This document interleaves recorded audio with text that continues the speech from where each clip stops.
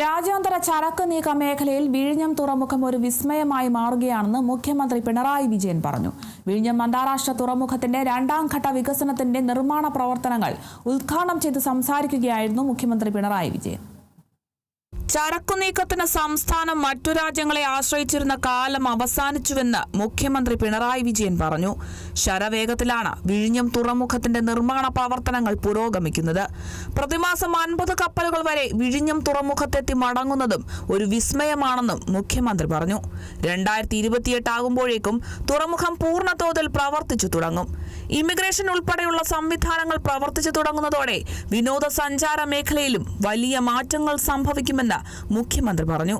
ആക്ഷേപങ്ങൾക്കും പരിഹാസങ്ങൾക്കും നമ്മൾ മറുപടി നൽകിയത് ഇതുപോലുള്ള അനേകം പദ്ധതികൾ യാഥാർത്ഥ്യമാക്കിക്കൊണ്ടാണ്. നാടിന്റെ വികസന കാര്യങ്ങളിൽ വിട്ടുവീഴ്ചയില്ലാത്ത സമീപനമാണ് ഈ കാലയളവിൽ സംസ്ഥാന സർക്കാർ സ്വീകരിച്ചു വന്നത് എന്നത് ഏവർക്കും അറിയാവുന്നതാണ്. ഒറ്റ കാര്യം മാത്രമേ നാം നോക്കിയിരുന്നുള്ളൂ. അത് വികസനത്തിനുതകുന്നതാണോ, നാടിന് ഗുണകരമാവുന്നതാണോ. അതിന് തടസ്സങ്ങൾ ഏത് തരത്തിലുണ്ടായാലും ആ തടസ്സങ്ങൾ നാടിന്റെ ആവശ്യങ്ങൾ മുൻനിർത്തിക്കൊണ്ട് ജീവിക്കാനാണ് നാം ശ്രമിച്ചത്.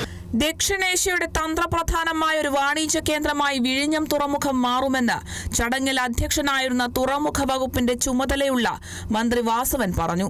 വിഴിഞ്ഞം തുറമുഖവുമായി ബന്ധപ്പെടുത്തി റോഡ് വഴിയുള്ള ചരക്കു നീക്കം ഫെബ്രുവരിയിൽ തുടങ്ങും.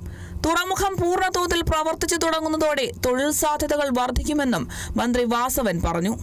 തുടർന്നും ഈ കാലഘട്ടങ്ങളിൽ ഈ നാട്ടിലെ നല്ലവരായ ജനങ്ങളുടെ സഹായവും സഹകരണവും സാന്നിധ്യവും പങ്കാളിത്തവും നിസ്സീമമാണ്. ആ കടപ്പാടുകൾ നിസ്സീമമാണ് എന്ന കാര്യം എടുത്ത് സൂചിപ്പിക്കട്ടെ. ഫെബ്രുവരിയോടുകൂടി കരമാർഗമുള്ള ചരക്ക് ഗതാഗതം മൂവ് ചെയ്യാൻ കഴിയുന്നു എന്നിവിടെ സൂചിപ്പിക്കപ്പെട്ടു.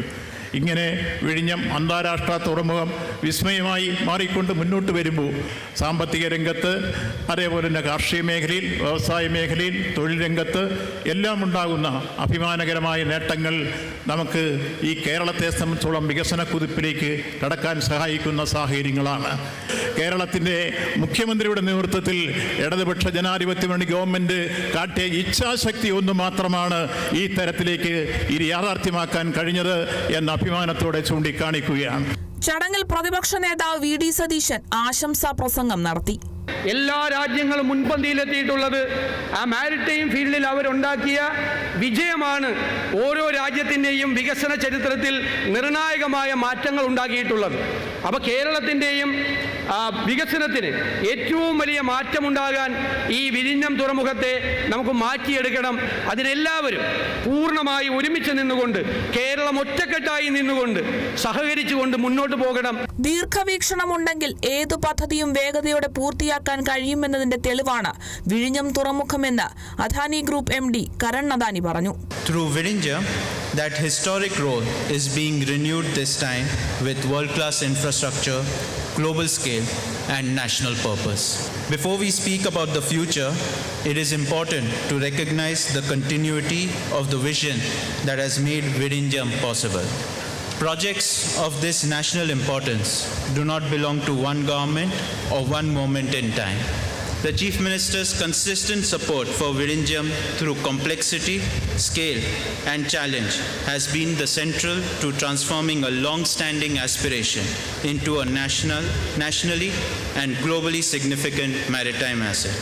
In closing, I want to thank the Government of Kerala, people of Trivandrum and Kerala for their continued support and faith in Adani Group. പ്രവർത്തനം തുടങ്ങിക്കഴിഞ്ഞ് ഒരു വർഷത്തിനിടയിൽ 615 കപ്പലുകളാണ് എത്തിയത്. 1.5 ലക്ഷം കണ്ടെയ്നറുകൾ കൈകാര്യം ചെയ്തുവെന്നും പോർട്ട് അധികൃതർ പറയുന്നു.